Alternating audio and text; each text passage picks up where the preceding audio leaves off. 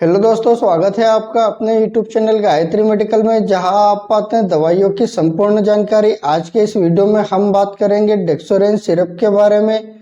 यह एक haemolytic syrup है जिसे हम भूख बढ़ाने तथा वजन बढ़ाने की दवा भी कहते हैं। जानेंगे इस सिरप के composition, drug strength, use, dose, side effect और प्रिकॉशंस के बारे में, और साथ ही जानेंगे इस सिरप के कुछ महत्वपूर्ण बातें। तो बने रहिए वीडियो के अंत तक, जिससे आपको इस सिरप के बारे में पूरी जानकारी मिल सके। तो चलिए वीडियो की शुरुआत करते हैं।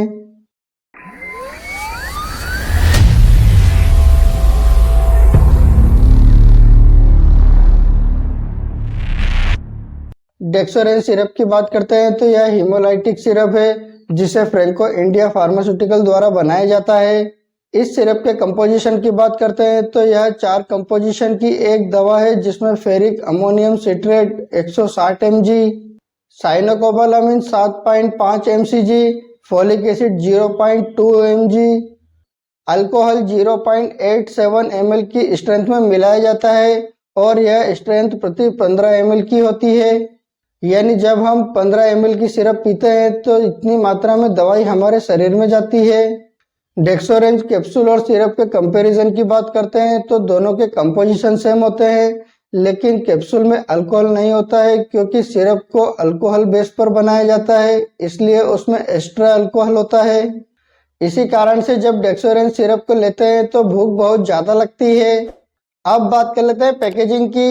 इस सिरप के पैकेजिंग की बात करते हैं तो यह 200 ml की पैकिंग स्ट्रेंथ में आती है, और इसके प्राइस की बात करते हैं तो यह 175 रुपए में मार्केट में आसानी से मिल जाती है, और यह प्राइस समय के साथ बढ़ सकती है। अब बात कर लेते हैं यूज की। डेक्सोरेंज सिरप के यूज की बात करते हैं तो जैसा कि हम जानते हैं कि यह हीमोलाइटिक सिरप है, तो यह एनीमिया यानी खून की कमी को दूर करने के लिए यूज की जाती है। यदि किसी पेशेंट को पोस्ट ऑपरेटिव एनीमिया या ट्राइमेटिक एनीमिया हुआ हो, यानी व्यक्ति को ऑपरेशन के बाद या एक्सीडेंट के बाद खून की कमी हो जाती है, तो उसको पूरा करने के लिए डेक्सोरेंज सिरप का यूज किया जाता है। यदि किसी लेडीज को पीरियड्स के दौरान बहुत ज्यादा ब्लीडिंग हो जाती है तो उस समय भी इस सिरप का यूज किया जाता है।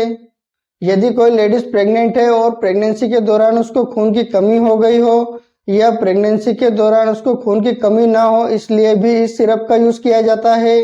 यदि किसी व्यक्ति को जनरली किसी प्रकार की कोई कमजोरी हो जाती है, थकान महसूस होती है, उठने बैठने में चक्कर आते हैं, आंख के सामने कालापन आता है, तो उस समय भी इस सिरप का यूज किया जाता है।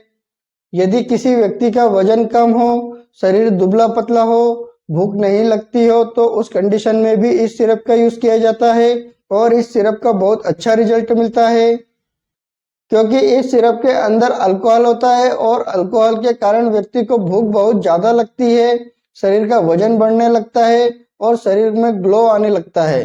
इस सिरप की खासियत है कि इस सिरप को लेने के बाद जो शरीर का वजन बढ़ता है वह वजन कम नहीं होता है।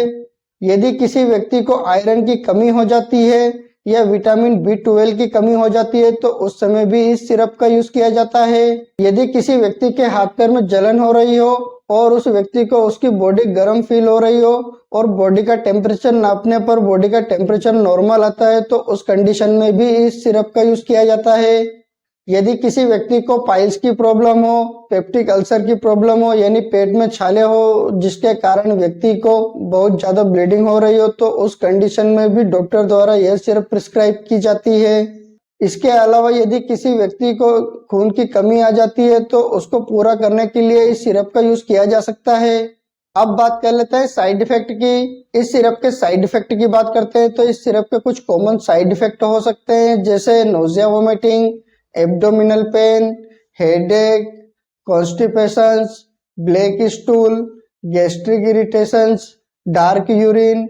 इस प्रकार के कुछ कॉमन साइड इफेक्ट हो सकते हैं। इसके अलावा अगर और कोई साइड इफेक्ट होते हैं तो इस सिरप को लेना बंद करें और अपने डॉक्टर से कंसल्ट करें। अब बात कर लेते हैं डोज की। इस सिरप के डोज की बात करते हैं तो इस सिरप को व्यक्ति की बीमारी तथा एज और वेट के हिसाब से इस सिरप का डोज दिया जाता है। इस सिरप के कॉमन डोज की बात करते हैं तो एडल्ट व्यक्ति को दिन में एक बार 15 ml लेने की सलाह दी जाती है, और यदि किसी व्यक्ति को ज्यादा प्रॉब्लम होती है तो उसको दिन में 2 बार भी दिया जा सकता है। और जब इस सिरप को दिन में 2 बार यूज किया जाता है तो इसे ज्यादा लंबे समय तक यूज नहीं किया जाता है। इस सिरप को सिर्फ 15 दिन तक ही यूज किया जाता है। उसके बाद व्यक्ति को दिन में एक ही बार लेने की सलाह दी जाती है। बच्चों के डोज की बात करते हैं तो 6 साल से कम उम्र के बच्चों को यह सिरप नहीं दी जाती है। उनके लिए डेक्सोरेन जूनियर सिरप आती है। और जो 6 साल से लगाकर 8 साल के जो बच्चे होते हैं उनको 5 ml सिरप दी जाती है। और जो 8 साल से लगाकर 14 साल के जो बच्चे होते हैं उनको 10 ml दी जाती है। और जो 14 साल से ऊपर के जो बच्चे होते हैं उनको 15 ml यानी उनको एडल्ट डोज दिया जाता है। इस सिरप के टाइम ड्यूरेशन की बात करते हैं तो इस सिरप को 1 महीने से लगाकर 3 महीने तक कंटिन्यू यूज किया जा सकता है। और इस सिरप को प्रेगनेंसी तथा ब्रेस्ट फीडिंग मदर के लिए भी यूज किया जा सकता है। इससे किसी भी प्रकार की कोई प्रॉब्लम नहीं होती है। अब बात कर लेते हैं प्रिकॉशंस की। इस सिरप के प्रिकॉशंस की बात करते हैं तो यदि किसी व्यक्ति को इस सिरप से किसी भी प्रकार की कोई प्रॉब्लम होती है तो इस सिरप का दोबारा यूज ना करें। यदि कोई व्यक्ति 60 साल से ऊपर का हो तो उस व्यक्ति को 10 ml से ज्यादा यह सिरप नहीं दी जाती है। और यदि इस सिरप को 10 ml से ज्यादा देते हैं तो उस व्यक्ति को कॉन्स्टिपेशन और गैस्ट्रिक इरिटेशन की प्रॉब्लम हो सकती है। यदि आप डेक्सोरेंज के सिमिलर किसी दूसरे सप्लीमेंट का यूज करते हैं तो आप अपने डॉक्टर को जरूर बताएं। आपसे एक रिक्वेस्ट करूंगा, आप अपनी मर्जी से किसी भी प्रकार की कोई मेडिसिन का यूज ना करें। आप अपने डॉक्टर या किसी फार्मासिस्ट की सलाह से ही मेडिसिन का यूज करें।